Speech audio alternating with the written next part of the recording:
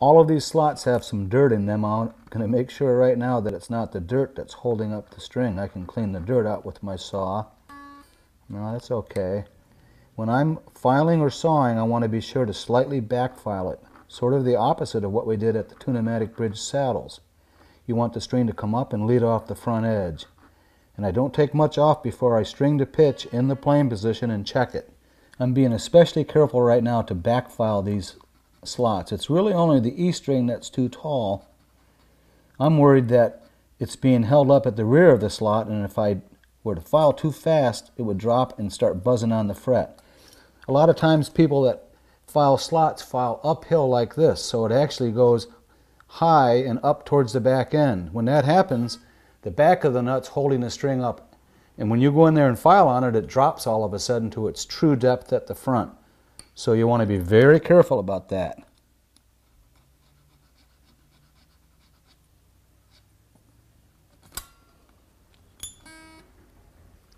I'm going right across the nut with my saw or my little files and cleaning that dirt out. The dirt can get very hard and hold the string higher than it wants to be. First I clean the dirt, then I will shape the slot. This D string definitely needs to be back filed. I can see it's shinier towards the rear than it is towards the front. I'm staying off the front edge and I'm roll filing with the saw because it can make a slot way wider than it is. Here's a popsicle stick with a guitar string superglued to it. It's slower than a nut file, but it works, and it also will burnish the slot and help shape it to a round. My little file needs a little superglue here. Anyhow, shape and file, and keep restringing to pitch and check it in the plane position and go all the way across the nut. What I'm looking for here is a string that comes up from the rear and has a slight ramp leaning to the front edge, and it takes off and it'll play in tune. You don't want a string that comes up like this, is held up by the back edge, and has a void in front of it because somebody filed uphill. That's an airspace. As soon as you get in there with your file and eliminate this, that string is going to drop right down and be too low. I'm putting pencil lead at the very front of the slot. That gives me something to work towards. As long as I don't touch that, I'm safe. Here's a little bit bigger string here on the other side of this stick. And I'm back filing the A string. It needs it too. And just staying away from that pencil lead. I'm finishing the E string with a nut file because I have them. It's a 46 thousandths. I'll check it again, and then I'm going to drop the top of these slots. If I was to recommend a starter set of nut files, I think I'd buy the 12 thousandths razor saw. You can do an E string with that and clean it up with the 10 thousandths file, or not clean it up. 12 thousandths isn't too big for a small 8, 9, or 10 thousandth string. It's not that critical. I'd get a 23, it'll do a D and an A, and I'd get the 32. It'll do an A and an E, and you can mix and match all these together. There's another file that I love, which is a diamond file, and it's great for starting a slot, especially in metal saddles. But I think that's about $30. I wouldn't start with that. This would do fine, and there's always the popsicle sticks.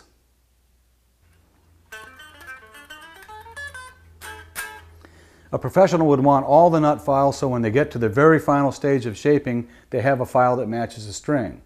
But you can start with the ones that I showed you. I think that I could cut a nut slot with a razor saw alone. It would just take me longer. I'd saw sideways and I'd roll saw, but I would get the job done. Maybe I'd wrap it with sandpaper. Now what I plan to do is remove the strings, tape off the nut area, and use a heavier file to drop the top of the nut down and expose some of the string in the slot. They're too deep and they're muting now.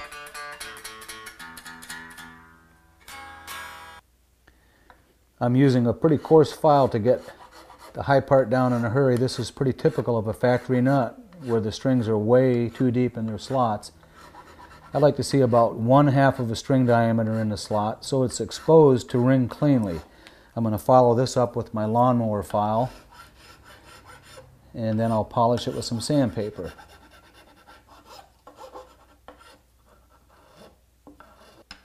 That's a smoother file, the lawnmower file. It's got that safe, smooth edge on it. It won't scar anything. I like to knock off the sharp front edge of the nut. It doesn't affect the string takeoff point because it's down in the slot. I don't like to feel any picky corners. This one's not too bad. There's some 320 grit sandpaper to get rid of the file marks. I'm going to follow that with some 400 and then 600. If this was bone or a different type of job, I was making the nut, I would go all the way up to 1200 grit and I'd rub it out with rubbing compound so it would shine. Right now I just want a good clean takeoff point so the string sounds good and it won't affect the intonation when we go to set the bridge saddles. Before I set the intonation, I'll put on a new set of strings, and while the strings are off, I think I'll clean the guitar. It's relatively dirty, especially under the pick guard here, and there's grunge everywhere. And also while the strings are off, I couldn't help but look at the pickup. It's a patent number pickup. It's dirty in here too, so I'll vacuum that out. Then I'll clean the guitar with a cleaner that doesn't have silicones in it. That's important, that you don't want to use a polish or cleaner that contains silicone because it leaves a layer on the finish that can make it difficult to spot finish or repair finish later if that should ever become necessary. While I'm in there, I'll just take this oxidation off the springs. They're both really covered with it. Might as well check out the bridge pickup too. I'm a cleaning freak. The bridge pickup's even worse. In fact, that white stuff is crusted on and it won't all dust off. It wants to stay on there. Some comes off and some of it's just frozen on. I think I'll take the springs off and clean them. When I take a pickup out of its cavity and have it out over the body, I take a nice thick piece of foam and slot it and slide it around the pickup lead. I want to protect that finish. And when you're dealing with the humbucker, the springs go flying when that screw comes out.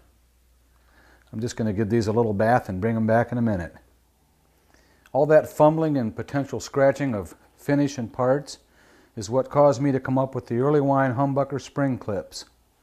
The hole sits over the head of the screw, the slot on the bottom lets the screw release, and it compresses both springs at once and holds the pickup surround in place while you slide it down and over and install it with ease. This is a tool for the pro repair shops out there.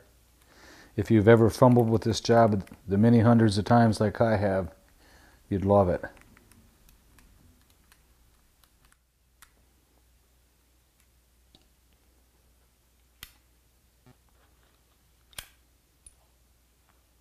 That makes the job easy.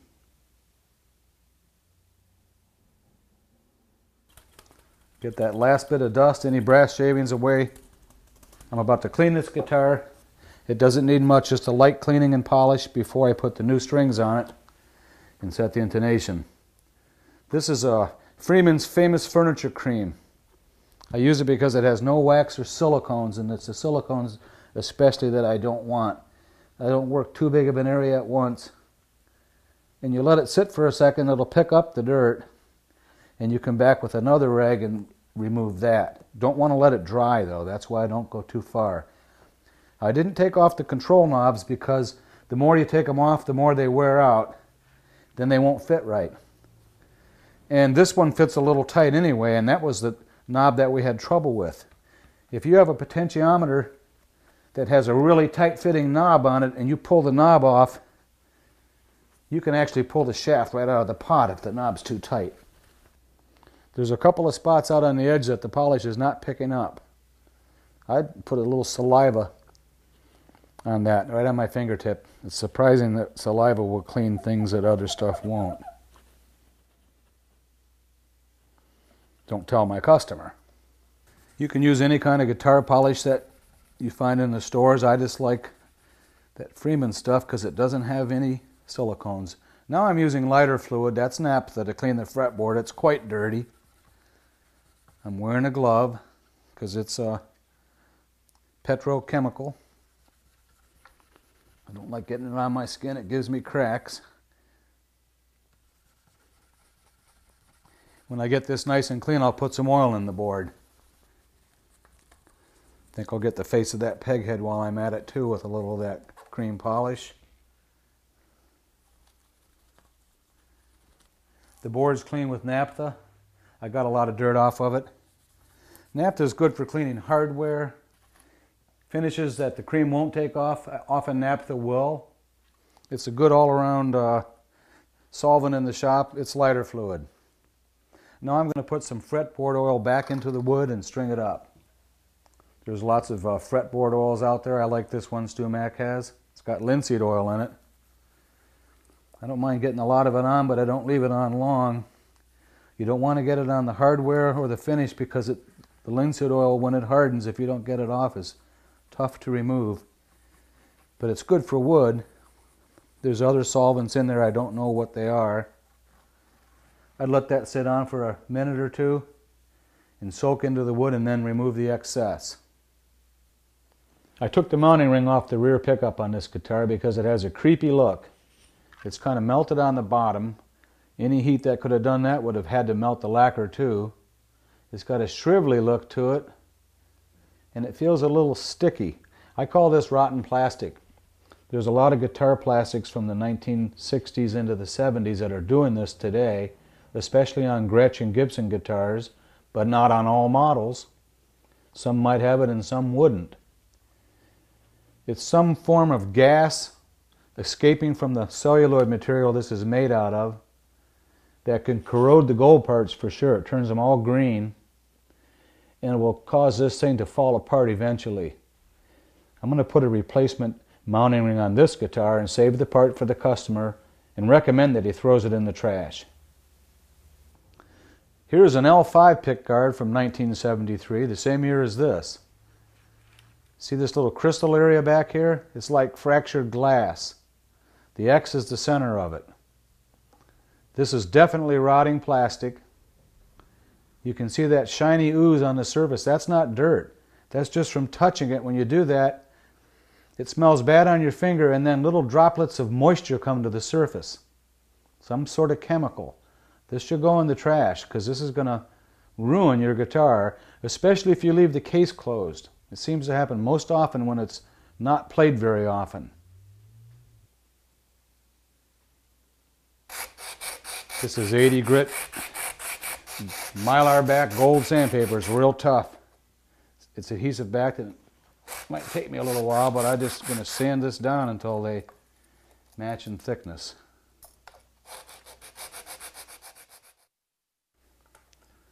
That's more like it, and we'll just give him back the old part and he can do what he wants with it.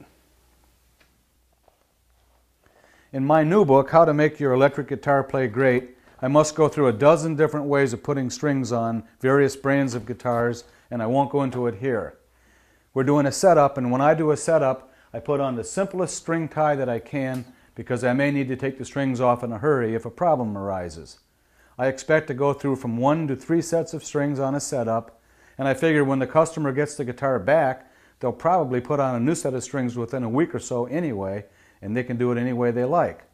Here's the tie that I use when I'm doing a setup. If I was going to play this guitar tonight, I'd use one of the mini locking string ties, but I'm not. I want to get them off quickly if I'm having a problem. I pull about 1 inch or 1.5 inches back, kink it towards center, make all the winds down. I don't go over the string, then back under it, none of that stuff. I do this with the treble strings too. That way they come off real easy during the setup and they won't be breaking on you, and you'll have to put a fresh set of strings on.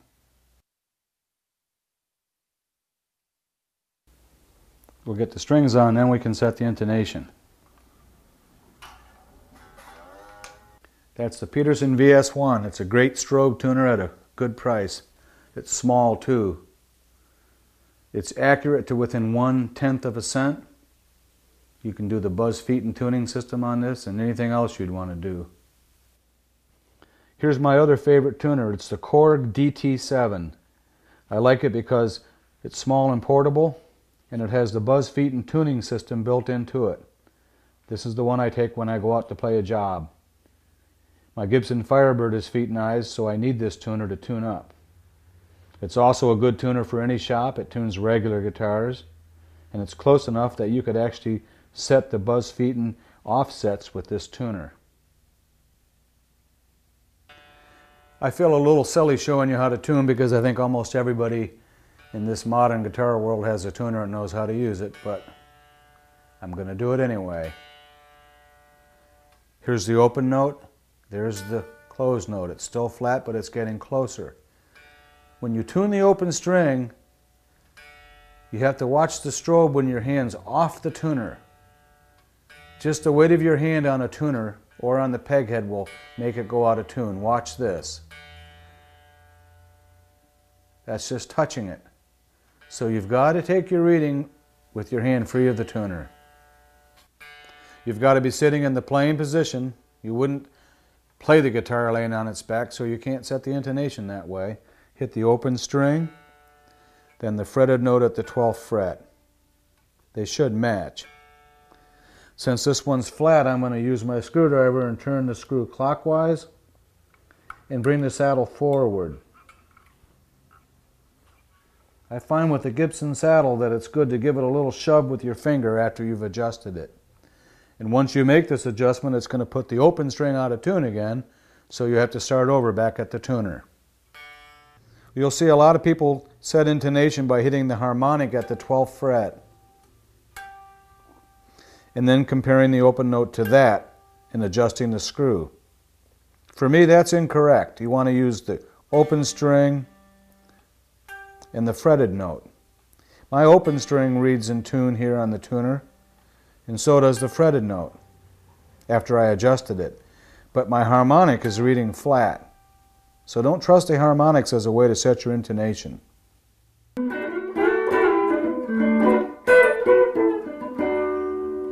It plays great.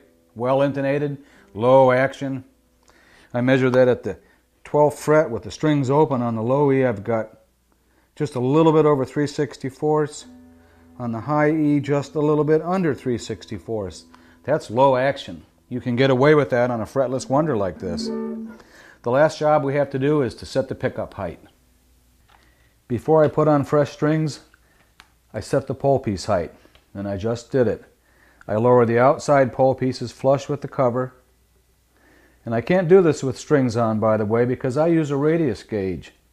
This is the little punch-out gauge that comes with my book, How to Make Your Electric Guitar Play Great, and I'm setting it to a 10-inch because that's what the fretboard is and that's what we set the bridge to. I also have a Stuart McDonald gauge here, but that won't work because it's too big. It'll hit the outside of the pickup surrounds and miss the pole pieces. I took one and cut it down because they're a bit more rugged. This is an industrial tool. You want to do this on both pickups. Match the pole piece height to the radius of your fretboard and your bridge saddles. When you set the pole piece radius like this, rather than just being flat to the cover, the screw slots usually end up in sort of a zigzag pattern like you see here. And that's the way Gibson set them up back in the 50s. Somewhere in the 70s, probably during the Norlin era when they bought Gibson, some engineer came along and decided to line all the slots up in a row with the strings because it looked better. I don't like that because with a slot there you don't have as much pole piece to pick up the string. There's not as much mass.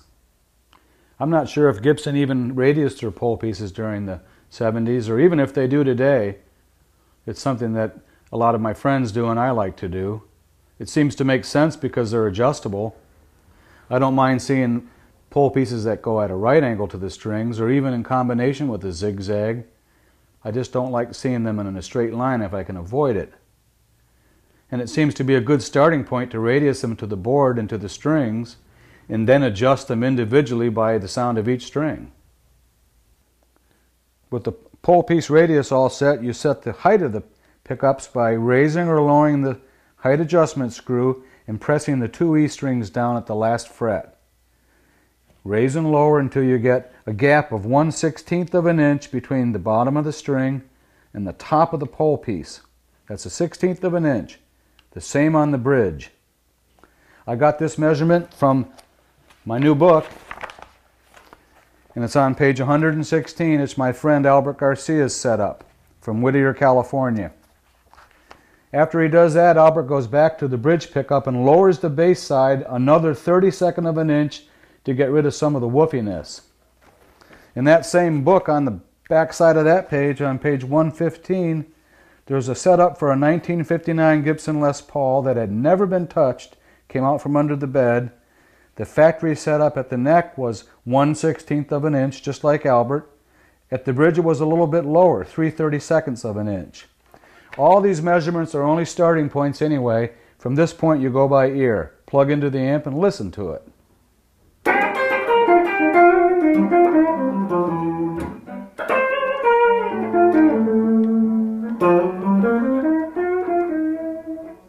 This guitar is done. It's a good setup.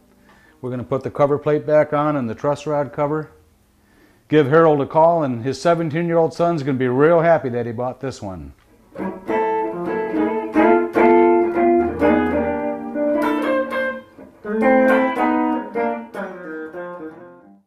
Here's a Fender Telecaster. It belongs to Jorma Kaukonen from the Hot Tuna Band, formerly the Jefferson Airplane, and Jorma and I are friends. He lives right nearby where he runs the Fur Peace Music Ranch.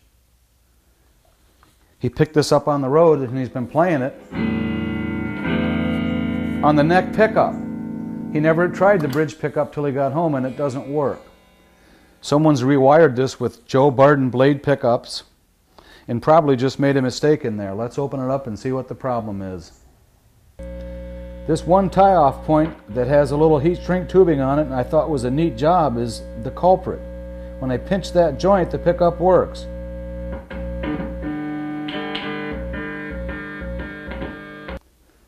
I took off the heat shrink and the two leads fell right apart. The solder was a cold joint. I'm going to resolder both of those joints. I don't trust the other one either.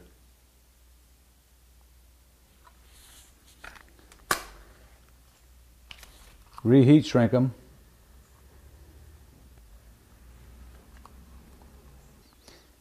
Heat shrink tubing comes in many sizes, from small to quite large, and you slide it over a solder joint or something that you want to insulate, and you can heat it with a match or other heat source, and it shrinks around the joint and protects it.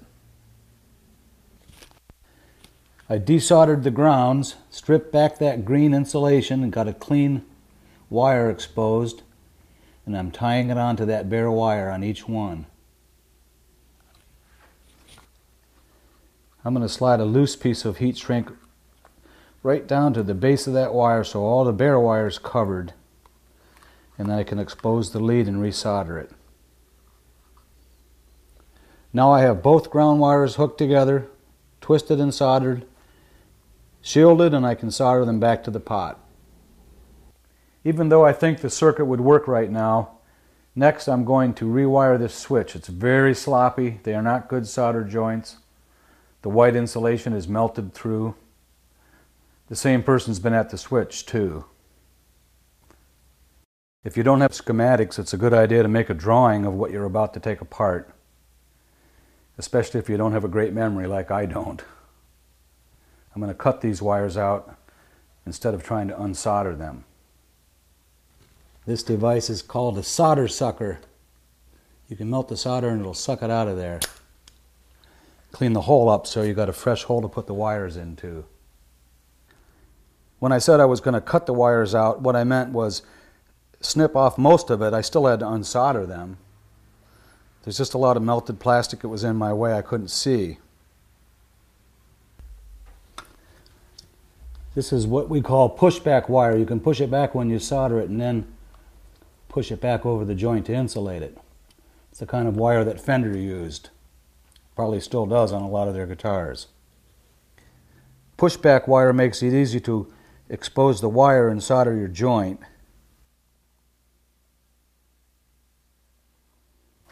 Then it's easy to snug it right back up and hide the bare wire.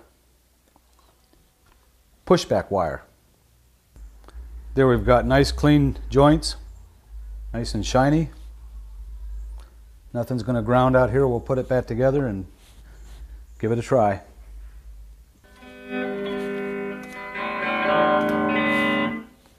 Problem fixed.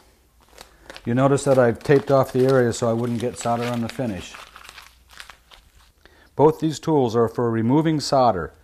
This is the solder sucker. You cock it, press the button and it sucks up the solder. This is copper braid. You can mop up solder with that.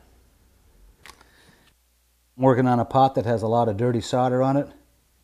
I'll use that braid and it sticks right to the copper. It's kind of like mopping. I use the sucker to get the heavy stuff.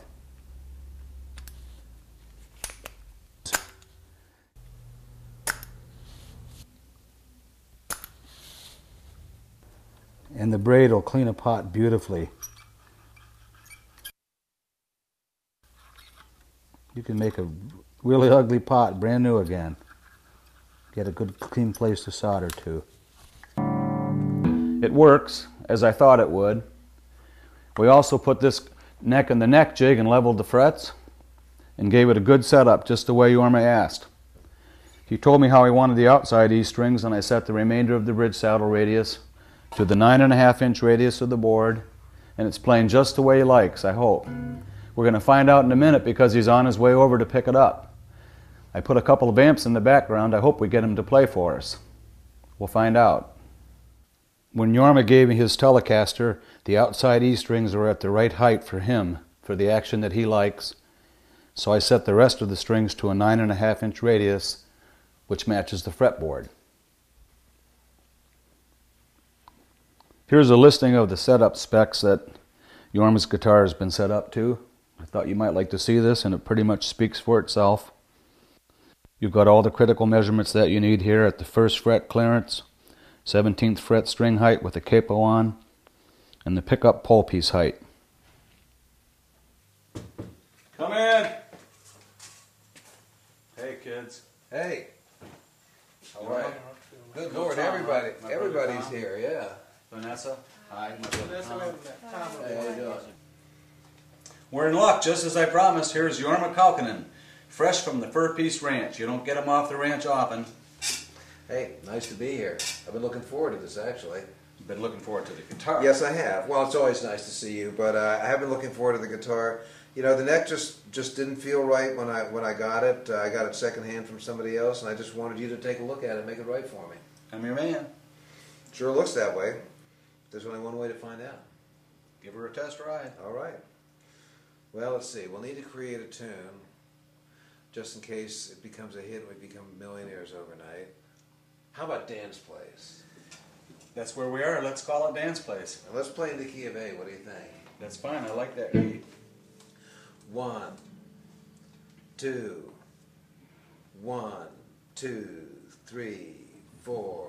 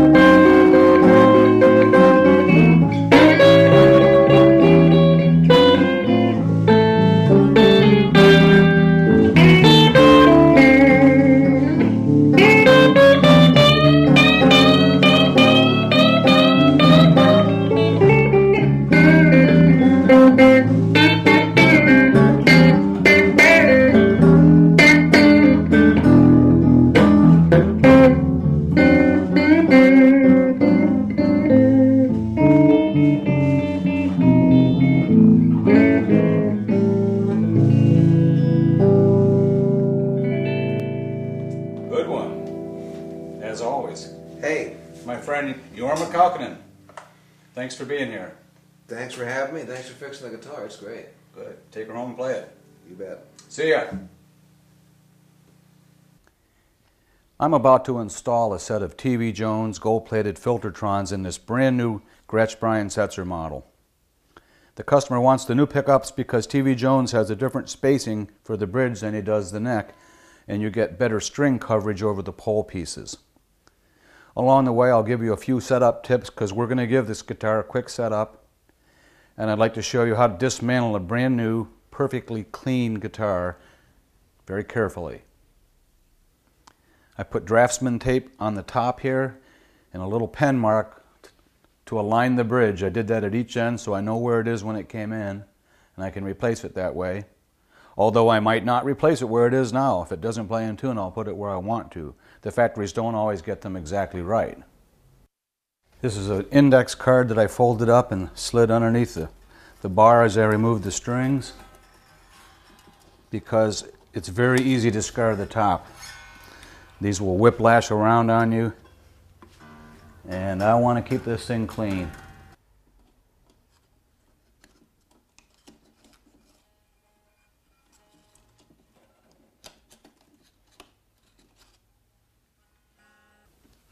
I patted the arm on the Bigsby, removed the spring, taped it down and immobilized it, protected the plating here. I also put an X on the treble side of the bridge base in case the parts got separated, so everything goes back just the way that it was.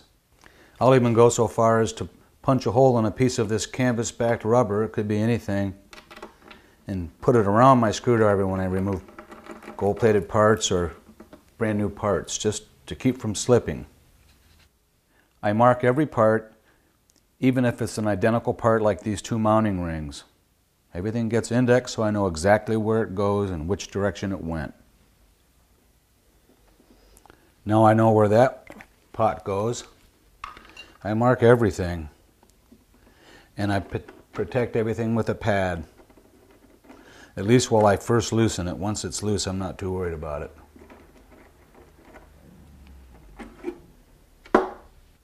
I'm very careful with the soldering too.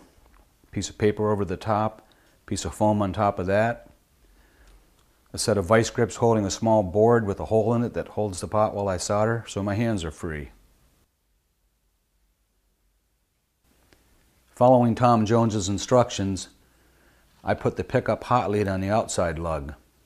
Originally it was on the center lug. Before I put these pickups in, finally, I'm going to show you a little trick. It's hard to get a potentiometer to go into place without losing the serrated washers. In this case, there's 3 of them. I took 3 6-inch pieces of heat shrink tubing and shoved them inside of each other and superglued their joints, so now I have one long piece. When I pull it out through the hole, I'll pull the pot right into place and the washers can't escape. I cut the excess tubing off. Just one piece of tube now, and the washer fits right over it. Now my finger can hold it in place.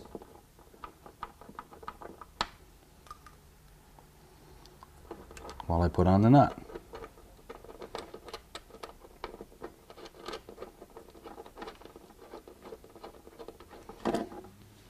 I find that I can eliminate squeaking and get a smoother feel on a Bigsby if I put an 11/1000 washer in the well where the spring sits, made out of Teflon, another 11/1000 Teflon washer right here where the spring and the nut go, and by taking out the fiber washer, that's 30/1000, and putting a 30/1000 Teflon washer between the arm and the body. When I'm done, I'll put a little Vaseline on the spring here, and it just won't squeak as much. That's 11/1000, that's 11/1000. I put some Vaseline on the spring, the washer, and the nut. I buy this Teflon at the Manhattan Supply Company in New York City. Many different thicknesses. It totally gets rid of any squeak. I'm not sure why, but I just know that it works. Smooth. The fretboard radius on this Setzer model guitar is extremely curved for a Gretsch. It's 7 1/4 at the nut. The fretboard ends up at about a 9.5-inch radius at the end here. So it starts at a 7.25 and goes to a 9.5. However, that radius gauge rocks on the frets. So the frets are 7.25 all the way down is my guess.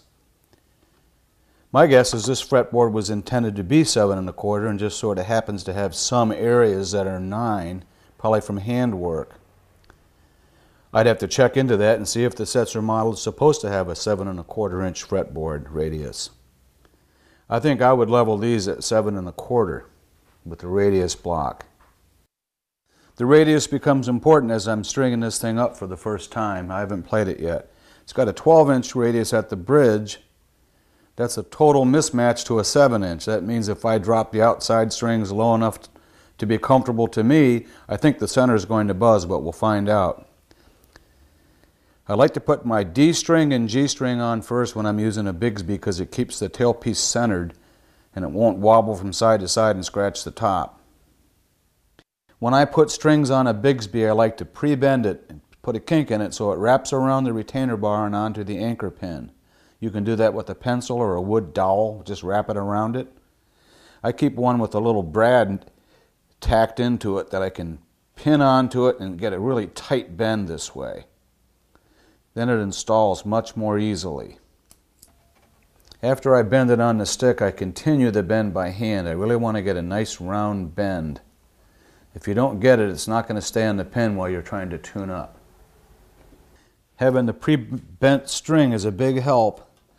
The wounds are the toughest, the low E is the worst. I work from the center out. And I get it on the pin. The bend is helping me, but I still got to hold it there really tight. And put tension on this string and stretch it down towards the tuning key.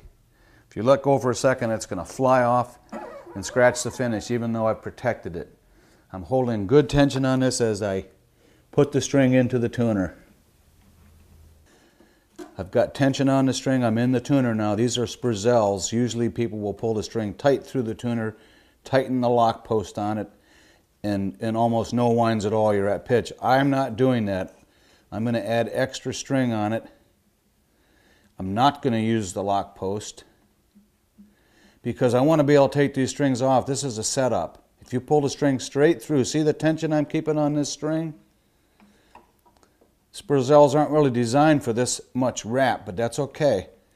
If you pull it straight through and lock it down, you can only put it on once. And I'll be taking these strings on and off.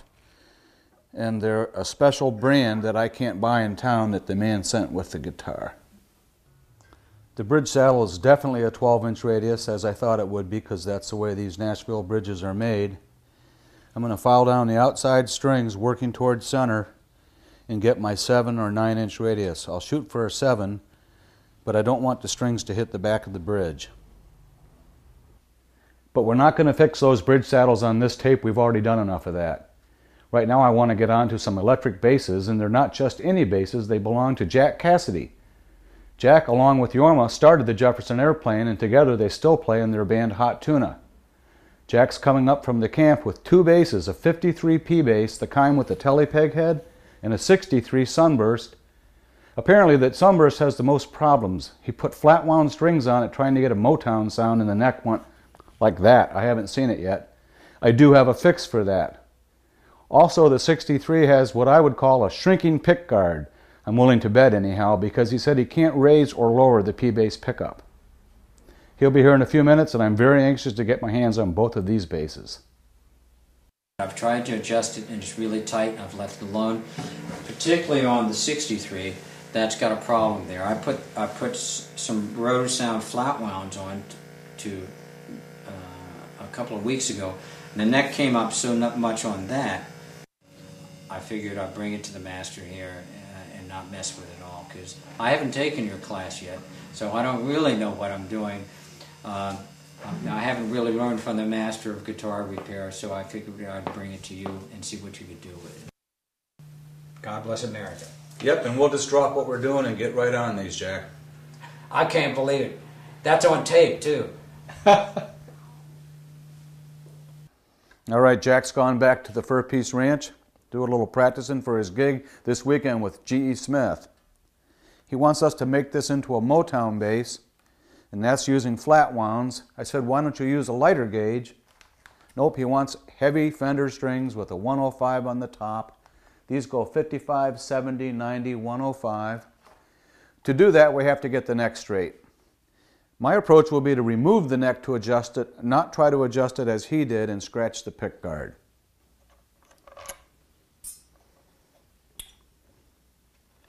Ah, there's the old Fender brick red shim. I'm not sure what I think about that. We'll talk about that later.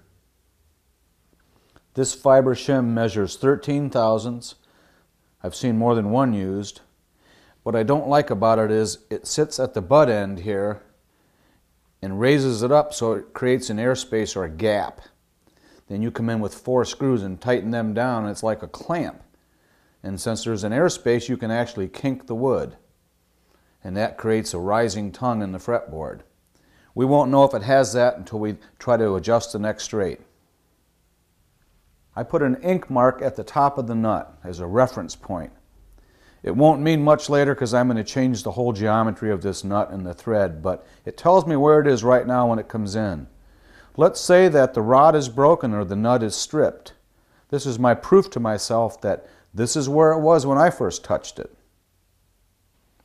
This is a good shot for seeing how far into the hole the nut is compressed, about 1/8 of an inch. I can also see some hump here. There is a kick up in this neck. Here goes nothing. It is very tight. I'm going gently. It's coming out.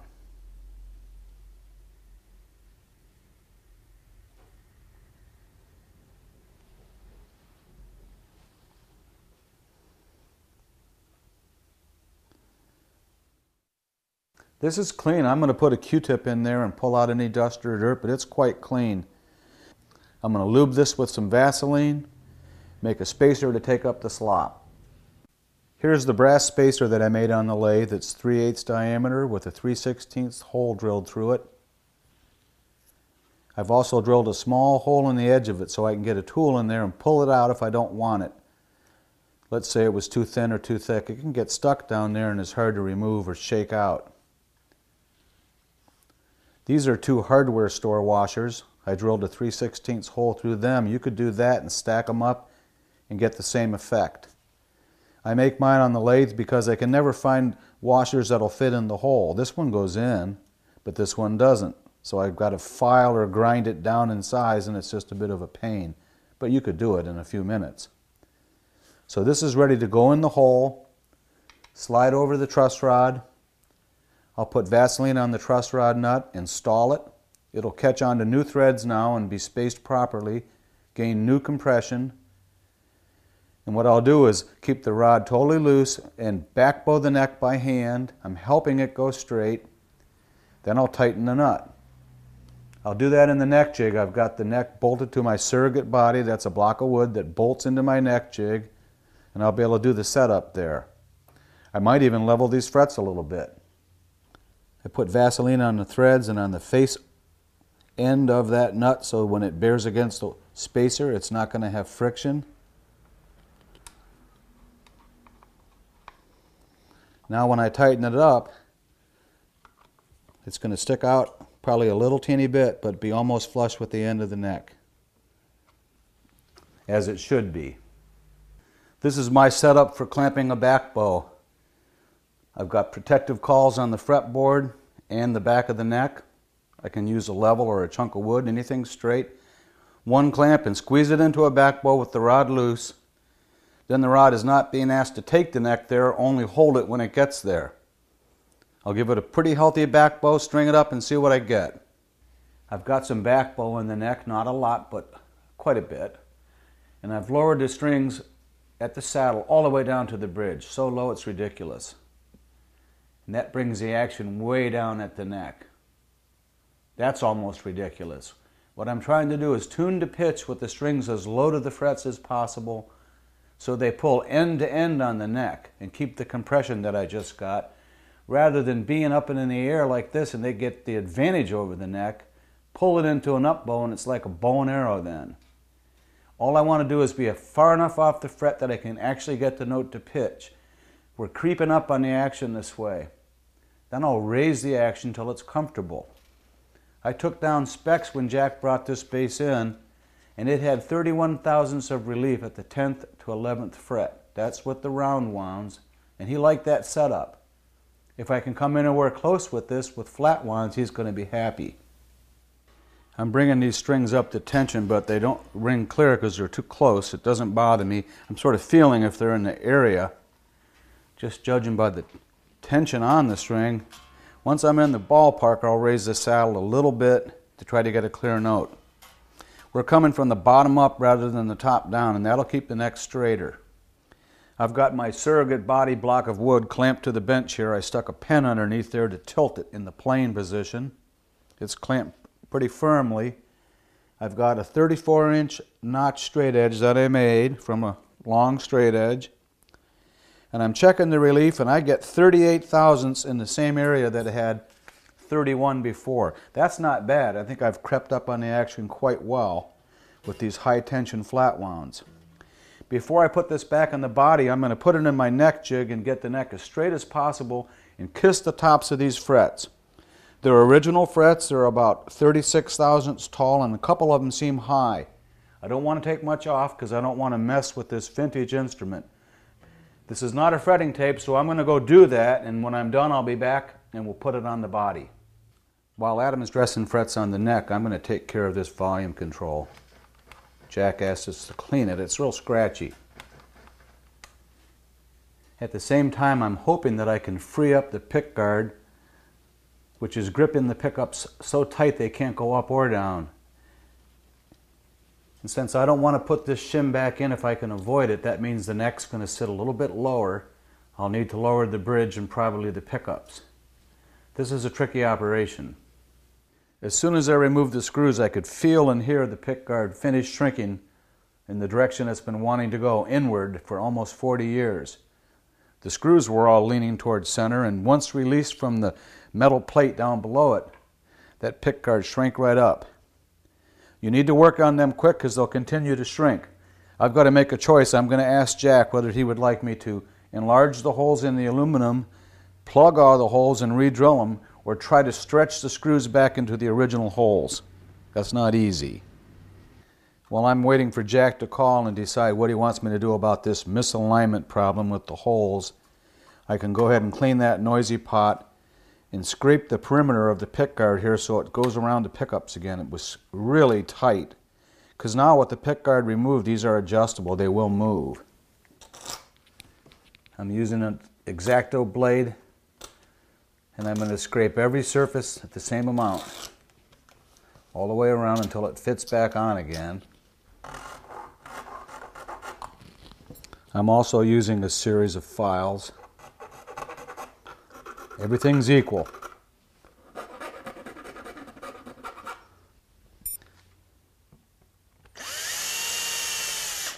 Jack wants me to go ahead and plug the holes that need it with a little dowel of wood, and that's what I'm doing, and remount the original pick guard. This is what I would do if it was mine too. I drilled an 1/8 inch hole, and this is a little Titebond glue. Used a hardware store dowel, which I've rounded the end on. It's a press fit. I'll hammer it down in there and use a nail set to drive it right below the surface.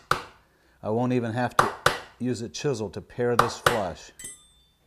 I have several of the good screw holes holding the pick guard in alignment, and now I'm marking out through the bad holes onto the aluminum so I can see where I need to remove aluminum to remount this guard.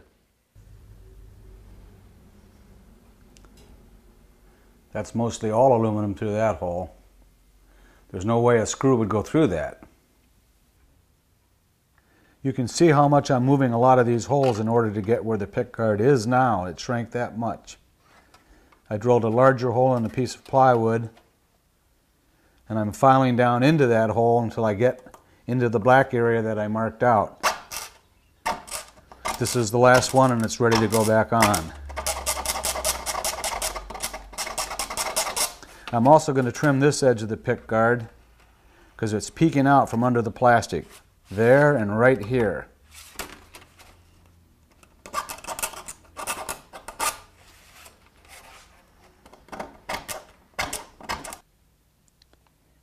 I'm using an awl to mark a center punch for all my new screw holes.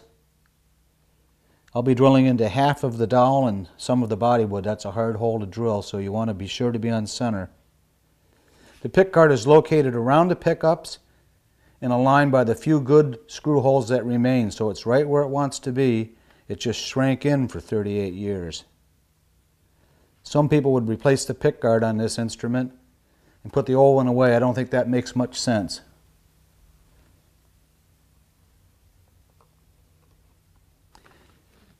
I use masking tape as a depth marker. I start the hole in reverse so that it centers itself, and I switch to forward and it'll stay concentric.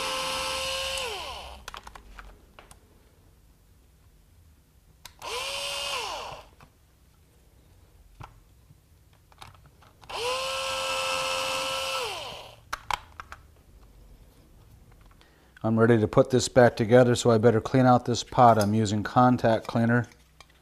Squirt it right in the opening there. It'll flush the dirt out, and you want to work it back and forth real fast.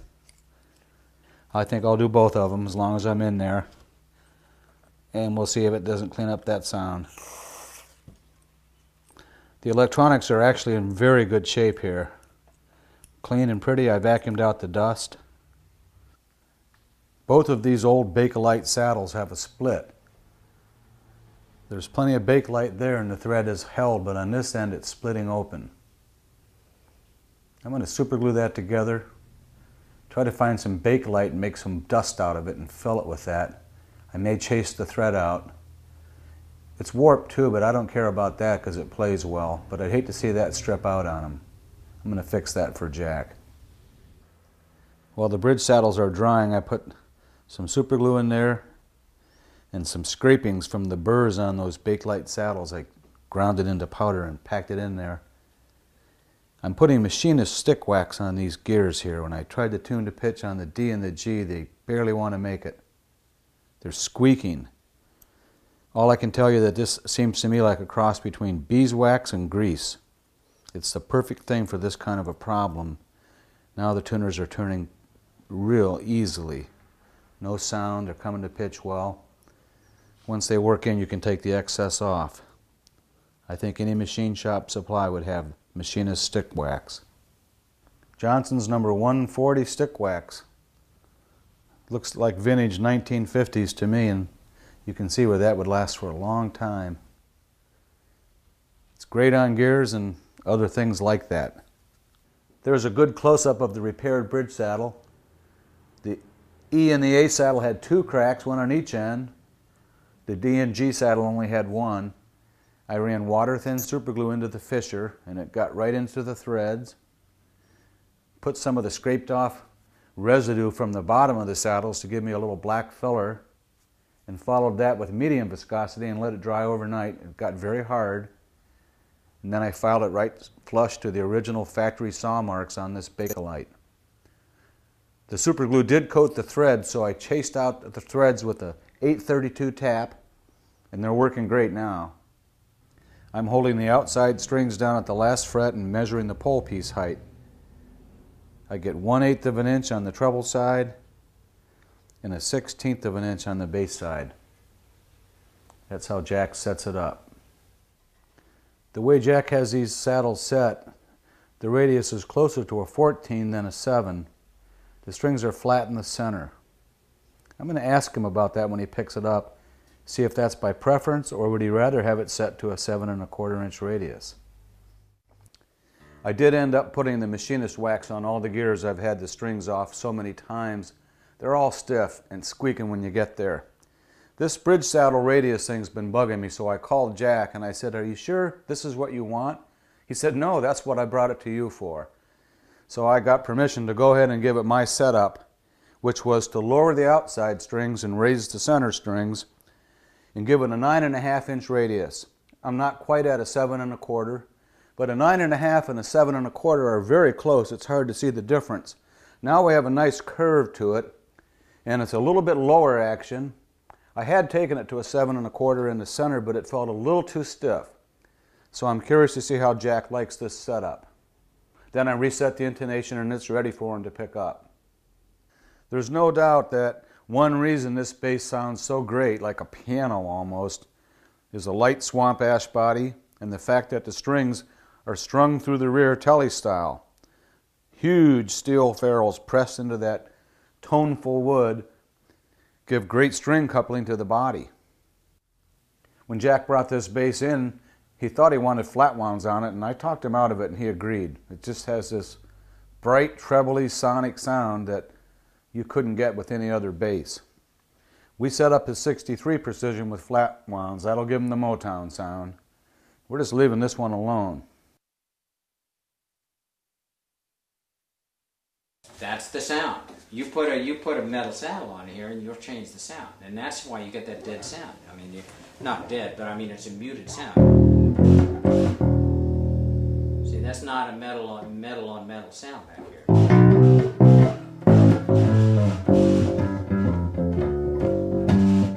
And I was telling him that I really like the F-hole characteristics of the Starfire bass. What I didn't like, the fact that it was a short scale, and also that the pickup and electronics in it were very minimal, and I liked the tone, but it didn't seem to hold up in battle conditions with the Jefferson airplane at the time. I had this bass redone by Epiphone. It was originally put out as a Gibson Les Paul Signature Series bass in 1972. They ran off about 400. What's unique about it for me is it's an F-hole bass, a low impedance bass, which keeps the sound a very warm, open, full harmonic sound compared to the high impedance basses.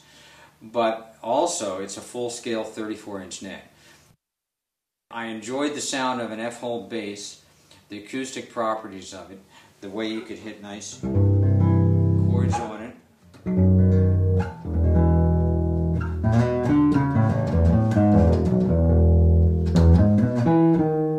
And also, the way up at the top of the neck, it would be really pretty sound.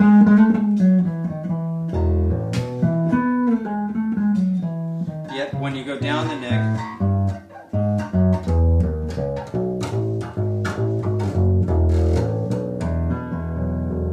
you really get that nice low-end sound on there. You can really pump up the low end. When you crank the low end up on your amplifier, it's a nice warm sound that surrounds the note. And it's not muffled. So all of that I attribute to the low impedance factor on this particular bass. And I use this as my primary bass. I don't have any ringers. I keep track on the quality control, and I change my basses every 6 months or so, get new ones in, and keep up on the quality control at factory, and it's been fantastic. The workmanship in the wood is great. And the quality of the pickups. I have high-end pots and high-end low impedance transformer selection here. That brings it from the very low stage of impedance selection, which is the most normal pure sound, to boost it up to 250. A little more presence, but a little more mud, and then finally a high impedance setting, which is a little more of a boxy sound, but like any high impedance, it boosts the volume up. And that's pretty much the deal. I enjoy it. It works, and it's affordable.